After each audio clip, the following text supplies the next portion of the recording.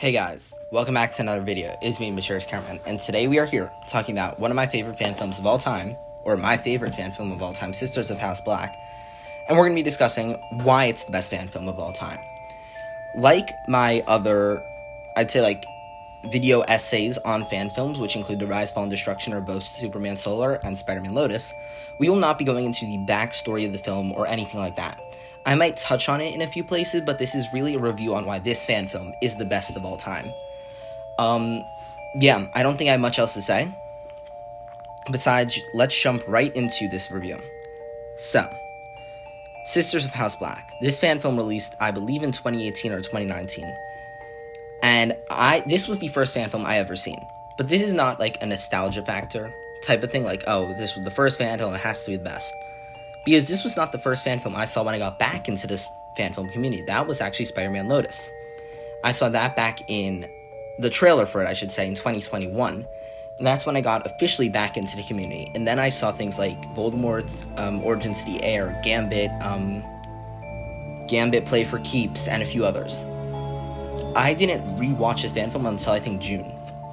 Which may not seem like a terribly long time, but that's a long time, especially when you saw a ton of other fan films that I loved in that time period. That was also Sleepwalker I saw then. But that fan film I still claim to be the best. I didn't even remember I saw it prior until a few months ago, and I was like, oh wait, that was the first fan film I ever saw when I started going through my history. So, that fan film was incredible. From what I remember now, it was the type of fan film I was like, wow, why can't I make something like this? Is this Harry Potter really? Like, I was stupid at that point. I didn't know what a fan film was. Now at this point, I've seen this fan film, I think 5-6 times, and I still think it's probably the best. This fan film is incredible in so many ways, and I don't think there's any way to, say no to that. I think anyone who sees this fan film is going to enjoy it, especially if you're a Harry Potter fan like me. So, let's just go. This is really going to be a 6-point dive through. But first, let's just talk about the cast a bit. We have Kelsey Ellison, who's the main person we'll be focusing on here. She's been doing music for the past few years, and she was doing music prior to it. They have been produced a single other film, I don't think, besides from Sisters of House Black. So, that's a pretty incredible feat. I know they didn't direct it. I don't remember who directed it. I don't know if that was their first project, but it was really incredible. And something I remember from an interview that Kelsey Ellison did is she explained how she would go into these Reddits, I believe, for Harry Potter. And she'd go there and she'd be like, hey, she'd talk to a few people and then be like, oh, by the way, if you want to check out a Harry Potter thing, check out my film. So she wasn't just blindly promoting. She wasn't just going here and saying, check out my fan film now, or not really caring about it. She was trying to talk to the people, getting people to, get their trust almost, to see, and really form connections with them, and also say, hey, if you want to support me, check it out. And it's a pretty brilliant tactic, because it also wasn't like she was lying to them. She really wanted to talk to them. So, that was something incredible that I heard about when I first was hearing about this fan film. So let's first talk about the direction of Sisters of House Black. I think this film has a very interesting way of it being directed. I think the way that it is shot, I remember a ton of shots when they'd have a focal point of the shot, or the foreview of the shot, really be an object, like the picture, or like a wand or a necklace. And in the back of the shot, or in the middle ground background, would more be the characters. So it wouldn't they were blurry and you could see both. But it also was it wasn't just doing just the characters, it was setting the mood also with the objects that was always in a shot. So you'd be like, oh, so even if you weren't thinking about it, in the back of your mind, you're like, oh, it's setting the stage, here's a wand, here's a picture. And it helps set the stage. I think some of the shots when they do the quick zoom and some of the flashbacks are done very well, and I think also the way that some of the flashbacks are done, or I'd say flash forwards at this point even, the way that it's shot and directed, it has a ton of quick things, and then sometimes a slow motion, and especially in the final fight. The final fight has a very great and incredible fight scene where there's this huge, all these Harry Potter spells being fired, and the way it's directed has it goes from these fast shots to these slow shots, and I think it's done very well. As for the editing, I think this film is edited pretty incredibly. I think the editing in this film is pretty close to perfection. It isn't going for the Harry Potter 7, or really any of the Harry Potter spell look. It kind of has the fan film look to it, almost like a little lower budget, and not like the big splashy effect. But I don't think that's bad. I think it actually it makes it so you could see the actors more. I think the splash spells are very good for spectacle, but I think the fact that they toned it down was trying to show that this also isn't a spectacle film. This isn't supposed to be a grand adventure. This is supposed to be a very small-scaled project, which I think was a very interesting decision with the editing, but it really paid off. I think as well some of the editing of like them traveling, the way that the smoke was utilized, was all very well done. I think the way the fades were done, I think all the editing decisions I pretty much supported. I don't think there was really a single editing decision I was like, damn, that's a bad choice. As for acting, I think this is a huge part of where this film shines. The performances in this project are I wouldn't even say pretty close to perfection. These are some of the best performances I've ever seen in a fan film. The actress who plays Bellatrix, who is Kelsey Ellison, is, in my opinion, the standout performance. She encompasses Bellatrix so well. It is honestly pretty crazy. The way that she uses the crazy and yet the sanity, because this one she wasn't incredibly insane, is done so well. I love how she's making all the choices to be with the Dark Lord, so she marries off just so she could be with him, and yet she's still sane at that point. She's still making decisions that you're like, okay, I understand the reasoning behind this. Eventually in the movies, she's kind of just an insane character, but here I feel like we get so much development for her. As for Narcissa, I believe she's also a standout performance in this. She really does take the fourth stage as like the middle sister. As for Andromeda, I believe she also has a very good performance. I think because we don't ever see Andromeda, I believe, on the big screen, but her performance here I think is pretty much how you'd envision it. She's definitely the more wacky, I'd say, of the three, a little more, like, a little different than the three. Like, Bellatrix is a little more insane. She's a little more weird, and Narcissa is really the voice of reasoning and the quietness. She's, like, a little quiet, but she's the voice of reasoning. And I think Andromeda has very interesting motivations, how she isn't falling into the pure blood family. I know this is all pretty much just Harry Potter canon, but I think they tell it brilliantly with the actress. I think the actress really portrays it. It's not just like, oh, I want to marry off. It's like she really, it feels like she knows what she's saying. And I think the biggest and most important part of this is the three sisters have so much chemistry. It is pretty incredible. The way that they all have different characters is more of a credit to Harry Potter than them, how they are very different.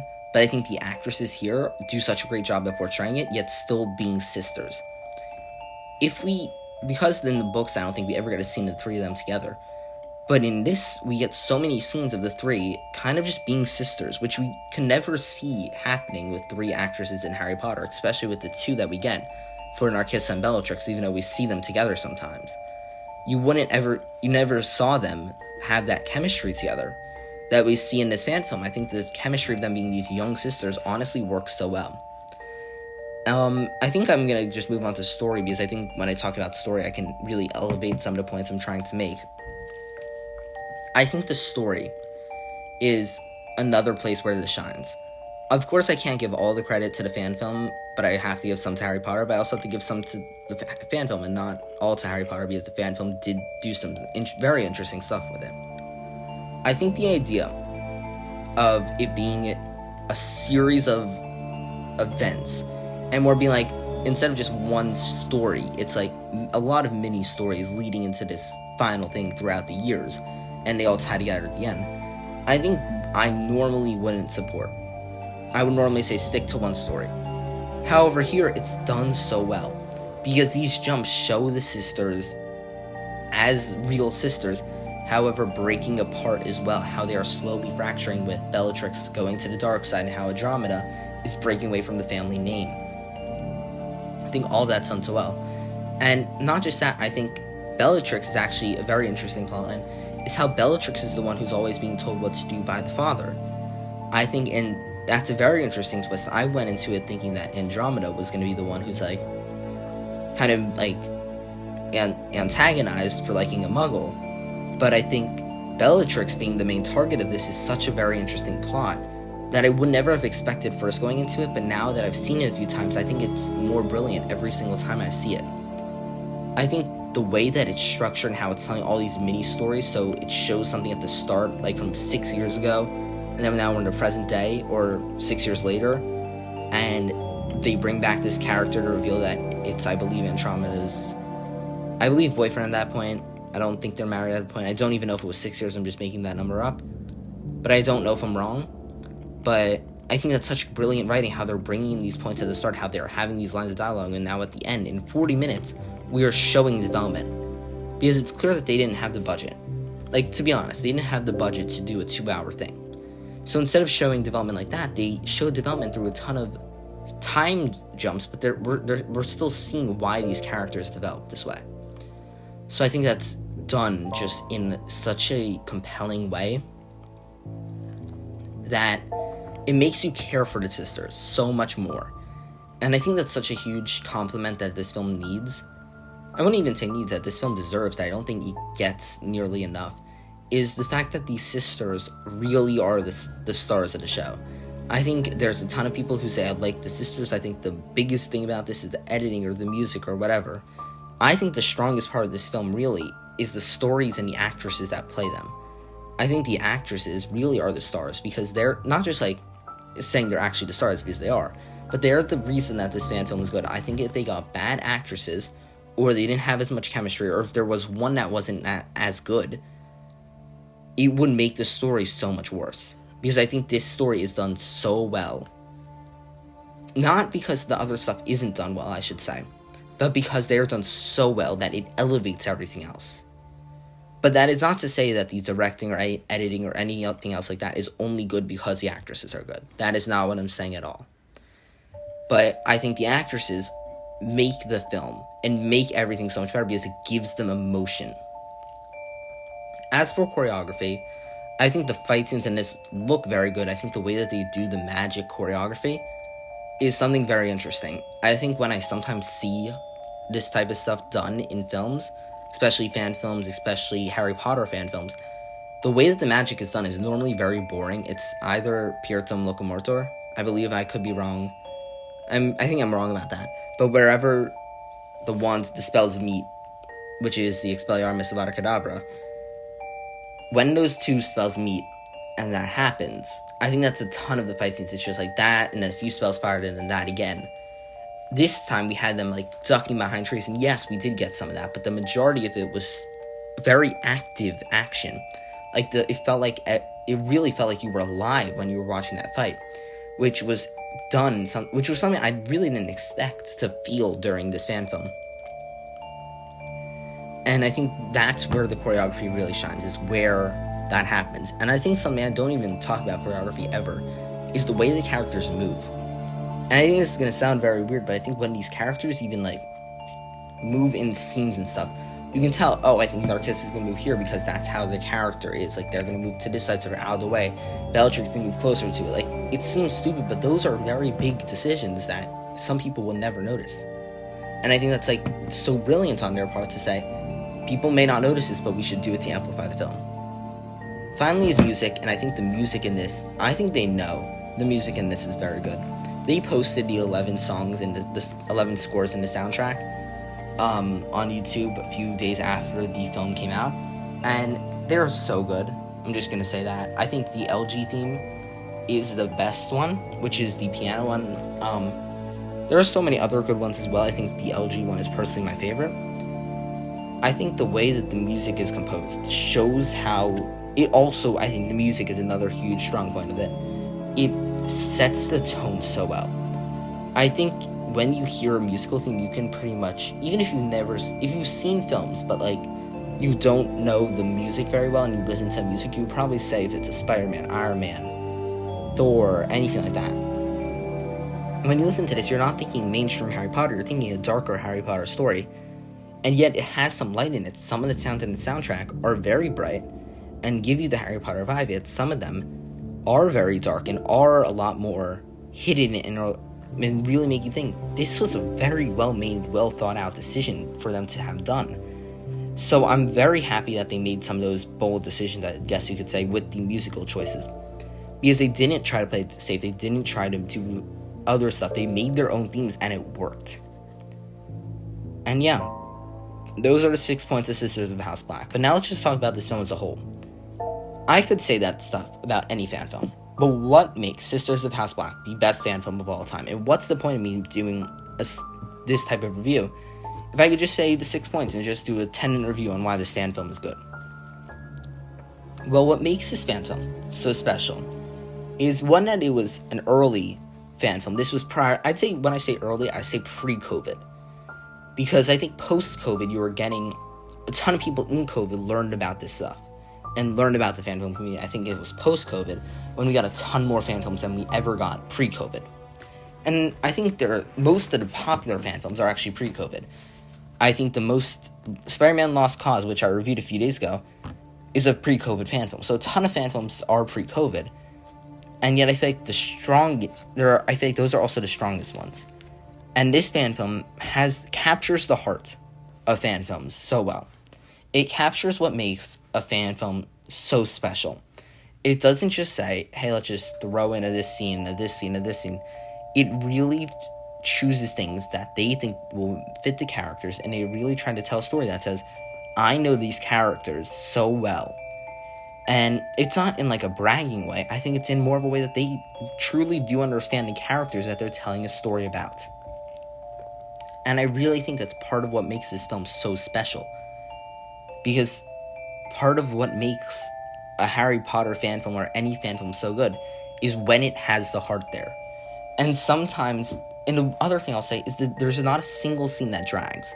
Not a single scene that looks bad visually, that looks underdone, and the actors aren't trying.